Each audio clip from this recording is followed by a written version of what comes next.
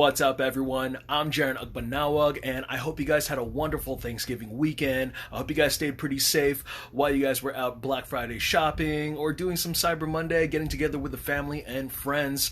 But nonetheless, I had to take some time off myself, but I had some time to see some movies, so we're going to kick off this week with Resident Evil: Welcome to Raccoon City. This is the 2021 live-action adaptation of Resident Evil 1 and 2, the video games, and it stays pretty close to the source material, which I was very excited to see. This has nothing to do with the live-action adaptation of Paul W.S. Anderson's franchise, so don't expect a farce character like Alice to join in on this action. Set in 1998, this origin story explores the mysterious Spencer Mansion and the ill-fated Raccoon City. First off, let me just start off by saying that I have only really watched the gameplay of Resident Evil 1. I've played Resident Evil Outbreak. That's far as my video game knowledge goes. And I really just grew up watching the Paul W.S. Anderson films, so there wasn't necessarily too much of a stain between video game and movies for me. Seeing the trailer, I was just very excited because Claire Redfield and Chris Redfield were going to be more of the main characters, and I thought, wow, that's going to be cool, and we got to see a brand new, fresh cast, and little did I realize that the director of 47 Meters Down, 47 Meters Down Uncaged, and The Strangers Pray at Night did this movie. He even wrote the script. Oh boy, was I worried. Johannes Roberts, he gets horror. You know, he has a really good sense of horror elements and what to put on screen and what to scare you with. And that's what I appreciated about Resident Evil, is that this version had much more of a horror vibe instead of a sci-fi vibe, and it was pretty solid. The atmosphere was thick. It really reminded me of the video games, and it had a late 90s nostalgia. I really appreciated the set design, seeing the Spencer Mansion finally come to life, and just there's that sense of just grittiness and eeriness when they first enter that place, which is pretty cool. And then there's the costume design, just seeing the raccoon officer uniforms or like Claire Redfield's jacket just pop with that red. It was pretty cool. I also admired moments where there was a nice balance between practical effects, makeup, and then there's some CGI. I wish there was more zombies. I felt like there was a little bit of a budget to where they had just a certain amount of zombies available, and then everything else was, you know, some key monsters and icons that showed up in this movie. With that being said, don't go into this movie expecting a wall-to-wall, non-stop action picture like the Paul W.S. Anderson franchise, because you're going to be a little bit disappointed. This does kind of take its time. It does take a while to get to the mansion, get to where the answers start unveiling themselves, and even so, you have a lot of questions. And so I feel like this is going to be more for a treat for the video game fans. You know, there are a few moments where characters are trying to figure things out, whether they're a little bits of puzzles, and that did kind of throw, you know, some callbacks to the video games as well. There is a lot of tension building up, especially in the first act when it's just centered around the town, and you know, there's just nobody left behind. I mean, and the people that are left behind, they're transforming into something else. It's just crazy shit. And then in the second act, when things finally explode and just guns blazing, zombies bloodthirsting all over the place, you know, I got scared. I mean, it was more of a horror film than anything, you know, and there were some interesting ways that the movie was framed that actually got me on the jump scares, and so I thought that was pretty interesting. Now, we're going to get into the bad stuff, so I'm going to talk about the script and the characterization.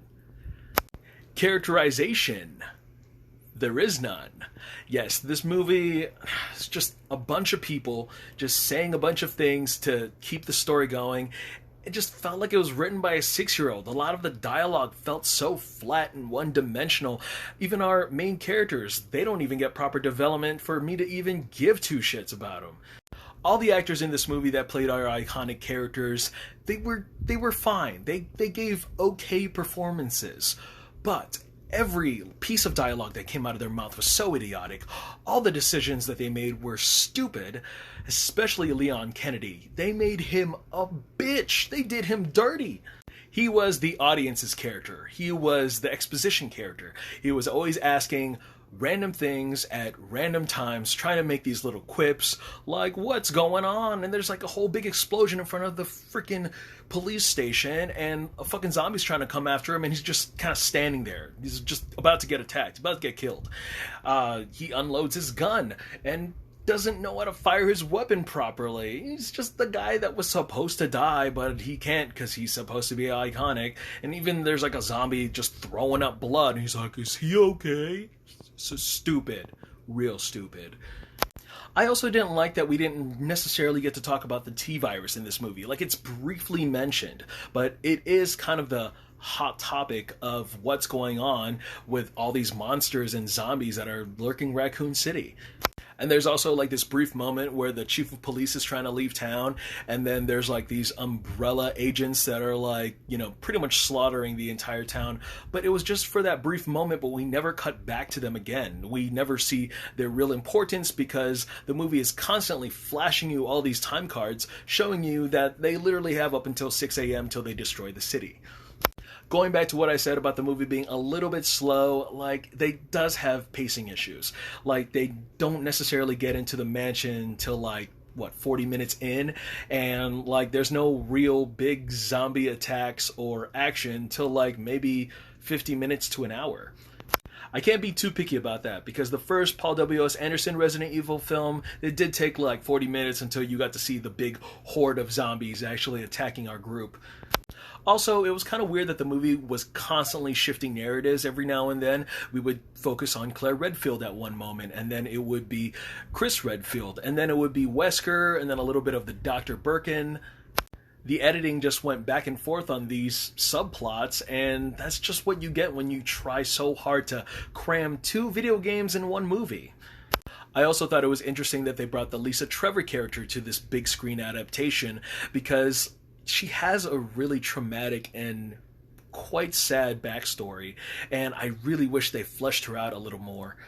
The third act felt completely rushed, but literally what Resident Evil installment doesn't, and so by the time it reached the ending, by the time we got to see the post-credits scene, I was a little underwhelmed, because I wanted to be excited that there could possibly be a future with this cast, with this storyline, and I was just like, I don't know if I'm going to watch this again. Like, it doesn't have that rewatchability that the Paul W.S. Anderson films did have.